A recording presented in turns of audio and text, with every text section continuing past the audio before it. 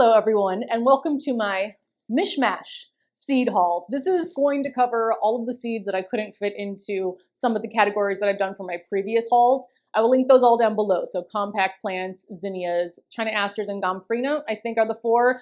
This is everything else that I have so far. But before I get into it, something that excites me that I just want to share is that I got this shirt, which is just a regular button-up garden shirt, and it came with a hole in it. So I contacted the company, which is Garden Air, to get a replacement. And they said, keep the one with the hole. We'll send you a new one anyway. And maybe if you get it mended, then you can have two shirts. And for some reason, as soon as they said mended, I thought of putting flower patches on it. So the hole was actually here. Now, these are iron-on patches because I am not a very talented sewer, but they are starting to come off. This is the first time I've worn it, so I'm going to try to re-iron these on. But I think those are cute. I put a white rose up here on the collar. And I also put little pansy patches on the inside of the sleeve so that you can't see them if they're rolled all the way down, but you can see them if they're rolled up. And I thought that was cute. So just something fun I wanted to share. I do have more patches. I even have little pearl studs, but I don't know how much I want to cover this shirt with patches and other decorations, so I'm trying to take it slow. But now let's go ahead and go through all the rest of the seeds that I'm going to be growing in my garden this year. And I've ordered them from what I've grown the most to seeds I've never tried before, but I'm really excited for these. So first, what I've been growing the longest, and I do have mixed feelings towards, are sunflowers. Now the specific variety that I've had for a very long time is the Sunrich Summer Provence from Johnny Seed. It is a hybrid single stem sunflower.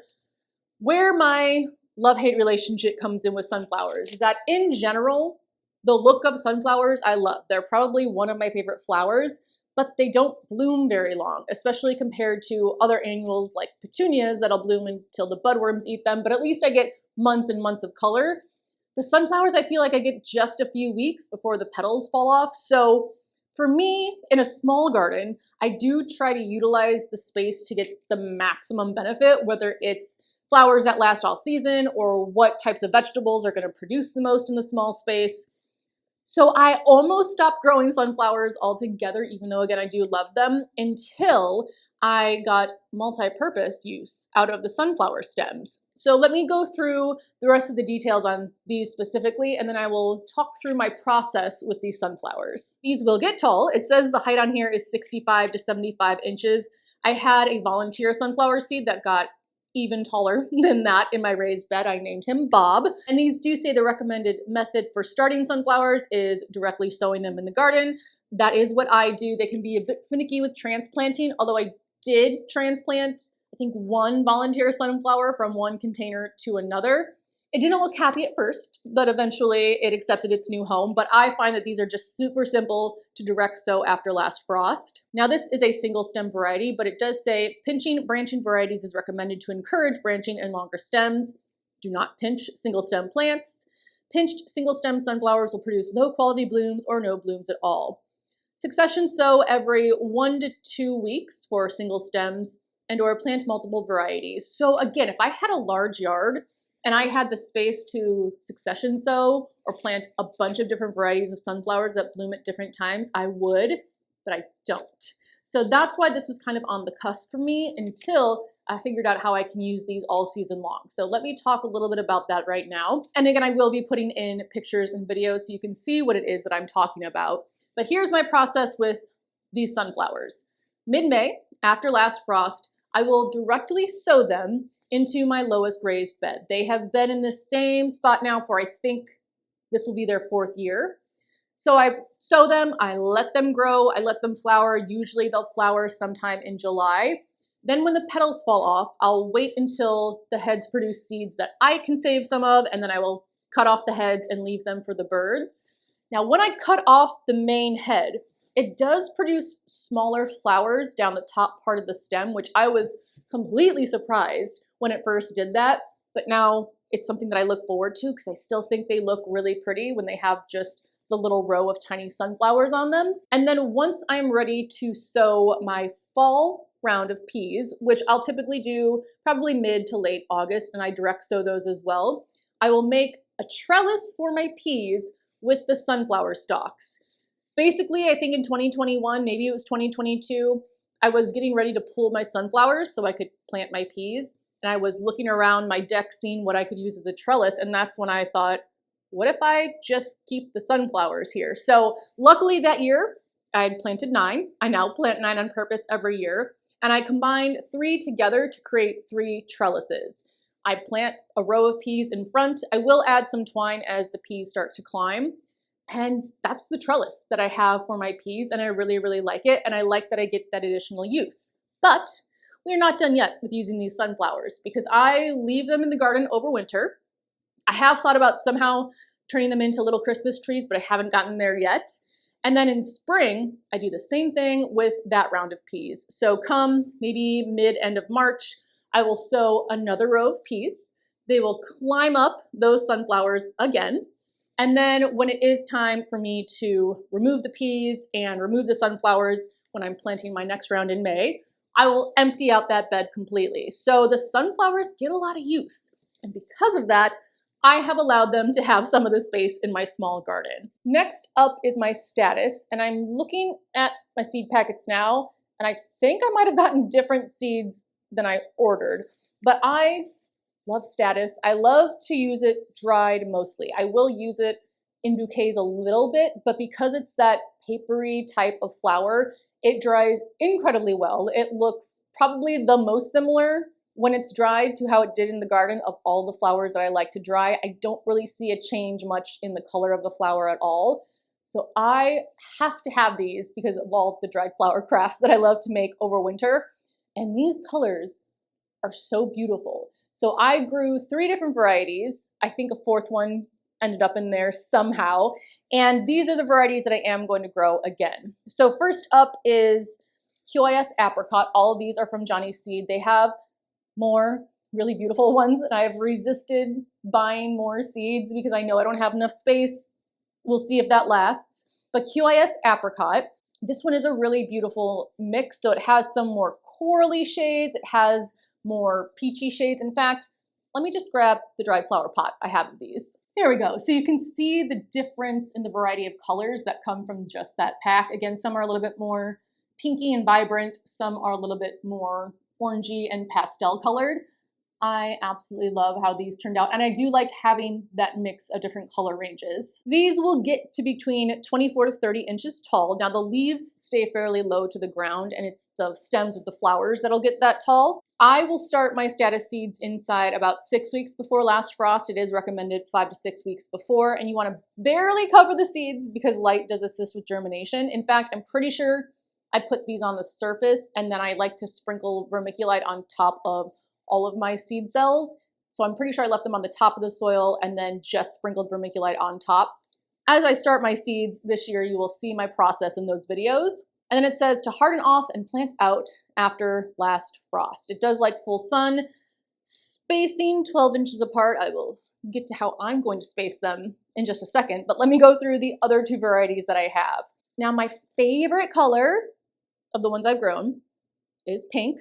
Again, not a surprise, but this was the Seeker Rose shades. And these I think were also supposed to have a little bit of variety, but all of mine really turned out to be a beautiful, more coolish, bluish toned hot pink. I love the color so much. And again, how it looks dried, one second, how it looks dried is exactly how it looked in the garden. So this was a beautiful burst of bright color. I have to grow these and even more of them because they are absolutely, this is probably what my favorite color of pink looks like. So I will be growing these forever in my garden. Now all the growing details on each of these varieties is the same, so I won't repeat myself, but the final color, and this is where I've just realized I am not crazy because I did get Seeker Pastel Blue back in, probably ordered it in 2023 to plant for the first time last year. And this is what I got. Now, I love this color. I think it's beautiful. It's definitely a blue that leans more towards purple. So it's not like a true blue, but it is one of the bluest flowers that I have in my garden. This is not pastel. And I kept saying I'm planting Seeker Pastel Blue. And then I did see on their site that they just have Seeker Blue. So I thought it was me mistaking which variety I had bought, but it's not me. I'm assuming, because again, this is more than one plant that I planted, they all turned out this more vibrant color. I'm assuming I accidentally got Seeker Blue instead of Seeker Pastel Blue, but I do love this. Now, although I love Status, I did not love the way that I planted it in my garden this year. A few different reasons. One, I put these in my back raised border. I did kind of throw them throughout other places, but I put most of them in my back raised border and they look beautiful, but I also paired them with other plants that grow very vertical and upright, columnar shaped plants. And it just didn't look right. I didn't have enough like wispy plants in there to make them all flow together. So I'm going to change that. The other thing I don't like is that even though these are cut and come again flowers, so you can continue harvesting, they'll continue to produce flowers. When I do harvest, there's usually a few stems left on it that haven't fully opened, or sometimes there will be a period where there's no flowers because they are just starting to put out more. And with the leaves being so low to the ground, it looks like empty holes in my garden. So what I'm changing for next year is one, these are not going to go in the front row of any container. And two, I'm just going to shove them between plants that are already properly spaced and see how that goes. Because again, did this say 12 inches apart? That's not happening. They're going to be lucky if they are 4 inches apart from the plant next to them. Again, we'll see how that goes. But I'm going to hide them behind the first row because they're not super tall. I mean, 24 to 30 inches. I definitely have more plants taller than that. So put them in the second row. That way, when they aren't in full flower, it doesn't look like there's a giant hole in my bed. That was the only thing I didn't really like last year. But in terms of productivity, how they looked, using them as dried flowers, I love Status so much. Next up is my Flora Celosia Vintage Rose. Now, I do believe that her store is not selling seeds this year, so I'm very glad that I saved my seeds from last year. This was my first time growing Celosia. I've seen it in the past and I haven't really loved it, mostly just because the ones I've seen were the very like vibrant reds, vibrant purples. And this was Vintage Rose, which was a really lovely dusty rose color. So the color of these completely changed my opinion on Celosia. I 100% will grow these again.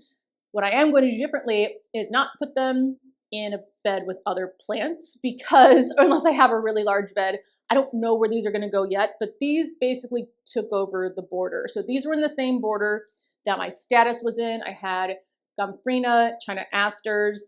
This just took over everything. Its root ball was huge. It was covering other plants that really needed the full sun. Could I have maybe pruned it a little bit more? Yes, but I loved the shape of it. I loved keeping the flowers to dry, so I'm 100% growing this again. I just don't know where. Next up are Cosmos.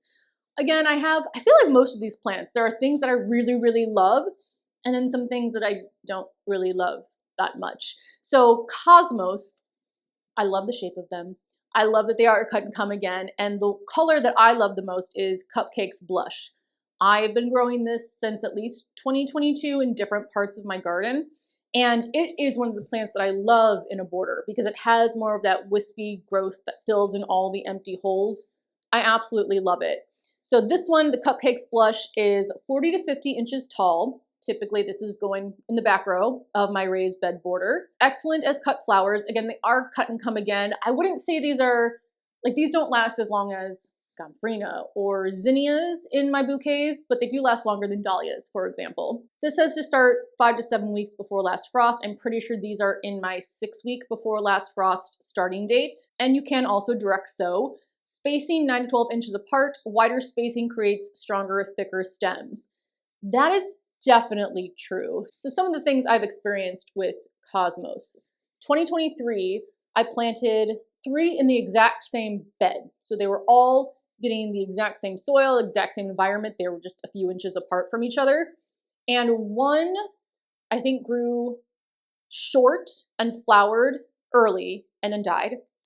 The second one grew like normal, how I would want one to grow. It got big and flowered, didn't have any issues with it dying. And then the last one kept getting bigger and bigger with just green growth and only barely flowered at the end of the season. Again, they were in the same bed. They were treated the exact same way. I have no idea why that happened. So I almost gave up on them in 2024, but I'm very glad I didn't. So because I knew there had been some issues with that in the past, I did not put them all in the same bed. That way, if they all did die, I wouldn't have a big hole. I put them in the corners and they both did great. They bloomed how they were supposed to. And then I also planted a third one in a separate pot all by itself. And I could definitely tell the one in the pot by itself, which was larger than the space that they were getting in the raised beds with all the other plants. That one had very thick stems. So yes, if you do give them more space, they will get thicker stems, which can be good to keep them upright. These are one of the plants that I've had issues with them kind of tilting over near the end of the season, the larger they get. So I will definitely be using supports this year. I just have to remember that when I actually am in the garden. And because they did so well last year, they did change my mind, which means they probably won't do well for me this year, but that's okay. But I got another one. And this one is also from Johnny Seed. In fact, again, most of these are from Johnny Seed. And this one is fizzy white. And it looks so pretty. I love the look of the petals. Now, I'm a person that loves color, a lot of color. More colors, the brighter, the better. So I didn't really grow a lot of white flowers, but then last year I incorporated more and I really liked how peaceful it made the garden feel. It just, when my eyes would look at it, it was more of a restful experience than an explosion of bright colors, even though I do love both of them. And I also love adding white into my bouquets. So that's why I wanted to get the fizzy white. These get to 40 to 54 inches tall, so they could potentially be a few inches taller than the Cupcakes Blush. Let's see if all the other information is the same. 9 to 12 inches apart, 5 to 7 weeks before last frost. So these I've not grown yet. I'm very excited because they look very cute. So I'm hoping that they do well. Next up is a plant that I did miss growing last year. It's not a plant I love enough to grow 10 different varieties like my zinnias or gomphrena, but I missed having straw flowers in my garden. Again, mostly to harvest the flower heads to dry and then using crafts over the winter. In fact, I don't know if I typically put straw flowers in fresh bouquets at all. I pretty much harvest them all to dry for myself. But I saw the cranberry rose straw flower on Johnny Seed, and I fell in love with the color. It says that transplanting is recommended 4 to 6 weeks before last frost. Again, I think this is in the 6 week before. Most of my seeds fall into the 6 week before last frost start date, which for me will be early April. Do not cover the seed as light is required for germination, which I need to make a mental note to put these and the status seeds in the same seed tray. Plant out after danger of last frost has passed. And again, I think for all of these, you can directly sow them if you want to, but with a slightly shorter season here in Zone 6A, I want to give them as much of a head start as possible so I can get flowers as soon as possible in the garden. Spacing 10 to 12 inches apart. Probably not going to follow that. Harvesting increases yield. So again, cut and come again flowers, and you can hang them to dry. And again, these are that same like papery feel as the gomphrena and status. So these dry beautifully. Again, almost looking identical to how they look when they're fresh in the garden. Next up, I have Bachelor's Button Black Magic, which I thought I planted last year, but then I just realized as I was going through my seed packet, I never saw them. So I don't know what happened, but I did get from Botanical Interest the Bachelor's Button Black Magic. I do love black, deep colored flowers. I love black petunias. Anything that you wouldn't expect to see as a flower color, I love. So I am going to plant these. I'm probably going to mix them just in with the other beds. I'm not going to have like a dedicated space for the Bachelor's Buttons, but these are drought tolerant, black, technically deep maroon flower that will combine magically with blue Bachelor's Buttons. I don't have that. Tall Cosmos, I do have that. Yellow Coreopsis, I think I might have that.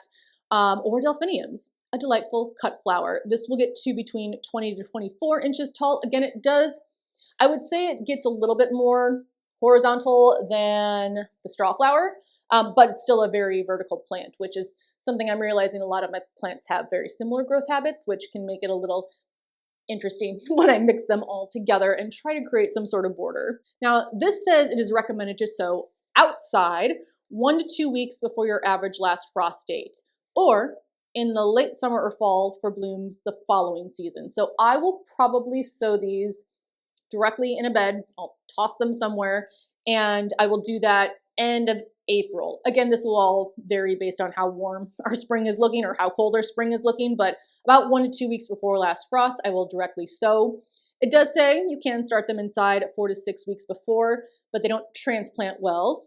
And I'm starting so many inside that I will start whatever I can outside. So I, again, thought I grew these, did not see any, and plan to grow them again this year. Next up, I have Feverfew, which I have grown before, but I didn't start it from seed. I actually got it in a plant swap with someone else here in Chicago, and I loved it. This was 2023, and again, this is when I started adding white flowers into the garden and realized how peaceful they could be. But they're just so cute and tiny, and these are something I definitely want to press more of these flowers for projects this year. And because I can't just get one, I got 2 different varieties. So the first one is Feverfew Tetra White. These will get to between 28 to 36 inches tall. Growing information, it says excellent cut and dried flower. Ooh, I don't think I've dried these before, but I bet they would look really pretty. So 5 to 7 weeks before transplanting on either the spring or fall. Hard and often transplant outdoors after last frost for spring plantings, or 3 to 4 weeks before first frost for fall plantings. You can direct sow as well, even though it's not the recommended method. And you'll just sow these as soon as the soil can be worked. They need full sun and 8 to 12 inches apart. So again, that is the Feverfew Tetra White. The other variety I got is the Feverfew Magic Single OG. These will get to be between 28 to 36 inches, so the same height. Let's see if there's any difference in growth instructions. I don't think so. This all looks the exact same to me. So I am excited to add these. I do think these will look nice near the front of a border, and just adding some more patches of white into my sometimes too colorful raised beds. Now I have 3 that I've never grown any type of before. I've never started them from seed. I've never gotten a transplant. So we're gonna see how this does in containers. So the first one is Yarrow, which I don't know why I've never grown this before. I got the variety Summer Pastels from Johnny's Seed, which is a beautiful mix of all colors that I love. So no matter what colors I get from the seeds that I sow, I know I'll be happy. But it's like a deep cranberry, dusty rose, creams, yellows, oranges. I'm very excited for this one. And also it is a perennial, and I believe it is perennial 2 through 9. So these should fairly easily be able to overwinter. Again, just based on the average temperatures. However, what has also killed a lot of my perennials is the potting soil staying too moist in the raised beds. So we will see how these go, but I am excited. That is something I'm kind of playing with, is trying to get more perennials in the garden just so I have less space that I need to fill every year. At the same time though, I do struggle with keeping them alive in containers over winter. So is it worth the hassle? I mean, I still think it is, because either they're gonna die and I won't have them in the spring, or I'll pull them in the fall and I still won't have them in the spring. But I'm really, really hoping that Yarrow is something that I can keep growing in my garden. So fingers crossed. This is recommended to be transplanted. It says sow 8 to 10 weeks before last frost. Did I say the height?